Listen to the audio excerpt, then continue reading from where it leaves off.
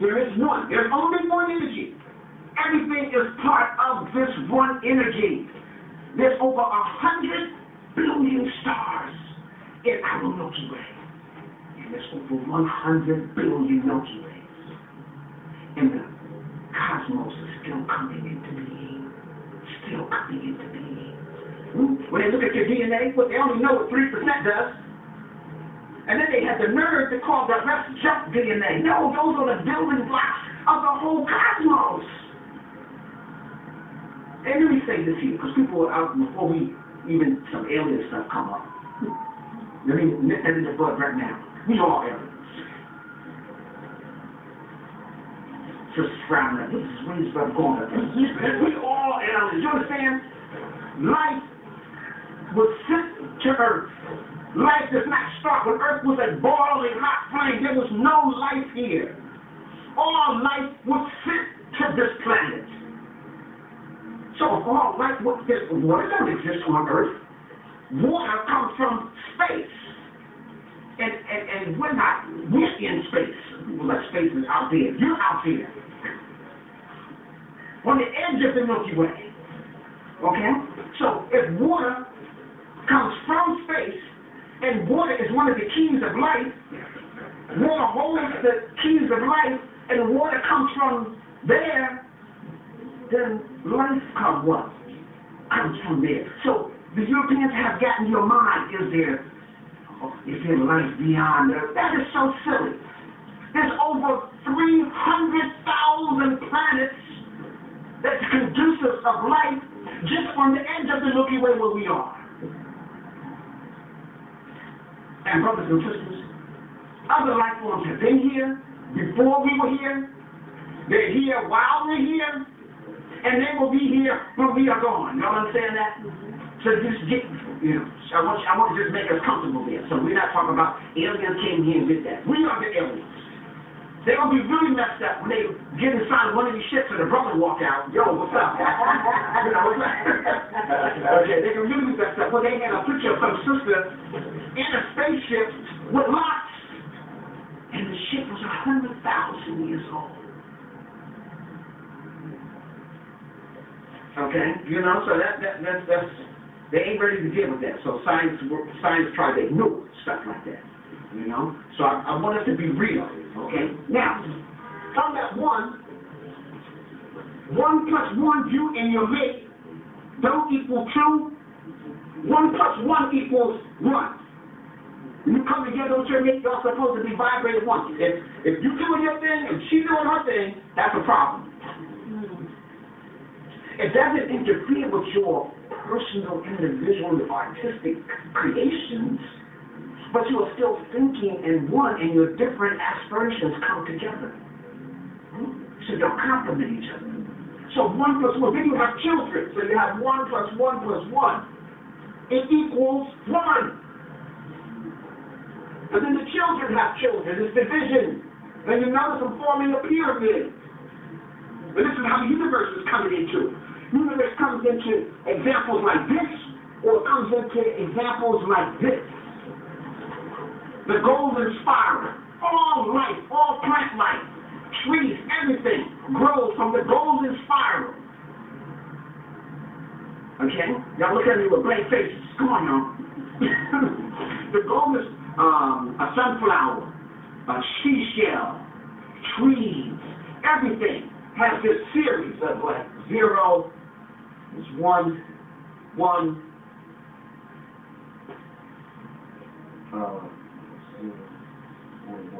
I'm sorry, 2, 3, and 5, and 8, and 13, and that number goes like that there. And you do the series simply works like this. 0 + 1 is 1. 1 + 2, or 1 + 1 is 2. 1 + 2 is 3. 2 + 3 is 5. 3 and 5 is 8. 8, and it goes on and on and on and on to infinity. That's the golden spiral. So that means like a ram's horn grows like this. So no matter how big his horns get, he's in perfect balance.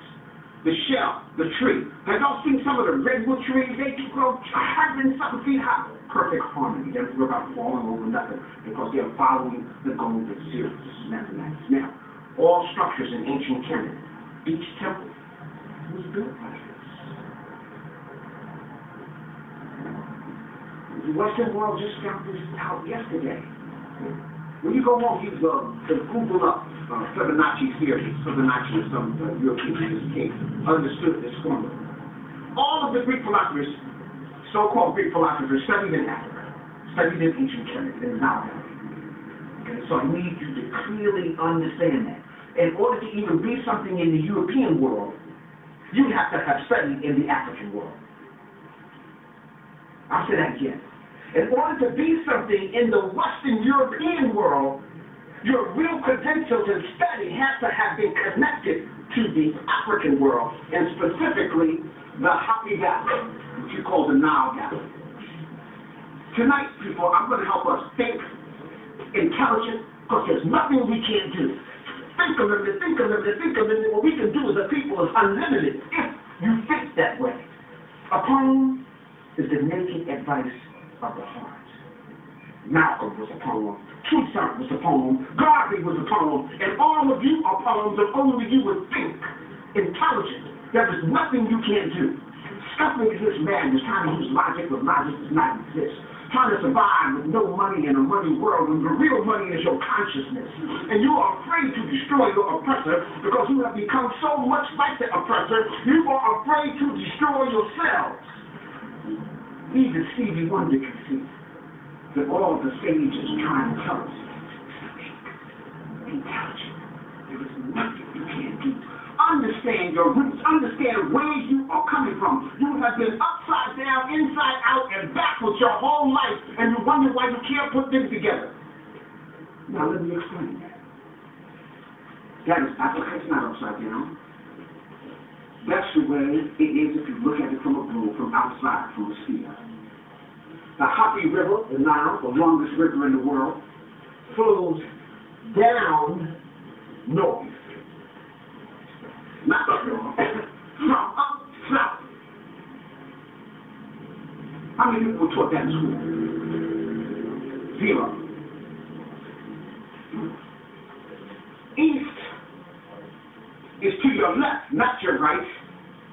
So in order for east to be at your left, you have to be facing this way. That's the way you read a compass. Because we created that concept. They got you upside down, backwards, and inside out. Now guess what? If you're upside down and backwards, I can go to sleep. But even if you try to figure stuff out, you're going to be what? Confused. And so our greatest minds in the modern world are inventing fantastic things. And by the way, almost 40% of all U.S. patents are from people of color. But we're not doing it for us anymore. We're doing it for the matrix, for our oppressor. And so at one time, our ingenuity, right, elevated us so that we can do things like this. Now our ingenuity is to enslave us. In most U.S., or not even U.S., or just leave U.S. alone, it's the Western world. If you work for one of these corporations, even if you retire, 15 years after you leave there, anything you ever invent still belongs to them. That's how they got it so locked down. If you invent something on hold and you work for them at one time, it's theirs. Once they get you to sign contract, that's why it's so important when the Moors and the people like this are trying to teach you about contracts, you need to understand what is a contract. Your birth certificate is a contract. You understand what is what a marriage license is a contract. A driver's license is a contract. You already have the right to drive, but once you go into their contract, now you're under their jurisdiction. You are the indigenous people that allowed them to be here. But you went into contract and you gave up all your rights, so now you're under their jurisdiction. So the state of Pennsylvania literally owns you, owns your children. That's why if you hit your children the wrong way, they can have you put in jail. The state will come and take them. Why? Because they belong to the state. And you gave them away when you signed a birth certificate. That was a contract. People, you have to understand who you are and how powerful you are, and you relinquish your power. But if you're upside down, inside out, and backwards, that's incomprehensible. So I'm trying to put some perspective to who we are. Right now, most of us are dealing with this 2012, correct? That's what you've been told, right?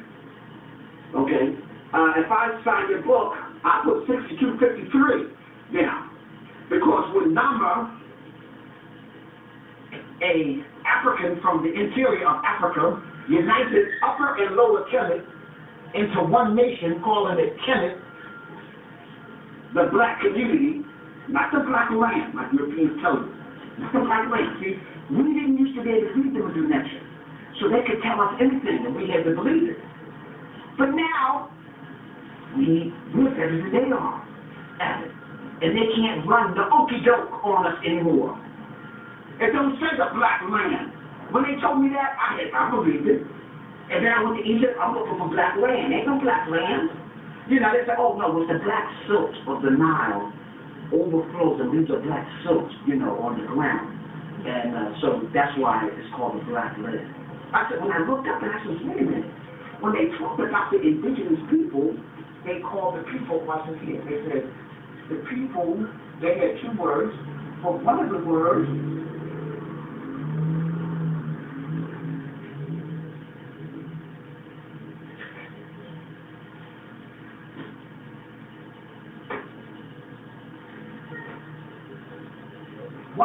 is the Kemet.1. And the Kemet.1 means the black people. And they have another word called the Remech. The Remech means the original people. That's what we call ourselves. Either the black people or the original people. So, when I looked, and that part looked just like that, I said, what, did the Nile overflow on the people and make them black too? No, this is a different blackness we're talking about. This is melanin. And the people, this is a determinative for community. So, if I say you live in the black community, what are you thinking the people are? Yeah. But if I say the black land, and then there's the red land, and then you ain't thinking that that's the people. So this is why Egypt is conveniently taken out of Africa. Every museum in the world has Egypt, and then Africa is usually on the other side of the museum. When I said that to the Mr. Father, Egypt was as far right as you can go, and Africa below the Sahara was as far left. They wanted to make sure there was no confusion. It was as far left, what, 500 meters far left here to go on the other side of Greek and Rome in order to get to Africa. They're trying to make sure there's no connection. Okay? But you, and we don't protest, because we're upside down, inside out, and backwards. Even our scholars, what Carter G. Woodson in 1931 said, the most educated Africans will be our new enslavers, because you're educated in a paradigm that's outside of yourself. You're educated in a paradigm that's opposite of this. So now you push the new paradigm, and then your community, because you get PhDs and masters and doctors, you look up to them. Yes, sir, I want you to be like that. Excuse me, I want you to be like that, daughter. You know, upside down and backwards. And then that becomes the standard. When Amos Wilson, one of our former great psychologists, says that we are looking at ourselves through European eyes. So therefore we have a European standard of beauty. We want our hair looking like Europeans' hair. We want our clothes. Look just like us in this room, and we are conscious people. If I just change the color of faces, this could have been a group of Europeans in here. Everybody has on European hair. Few little Afrocentric accessories, but for all intents and purposes, we could have been downtown at a race store, and if I change the color of faces, click,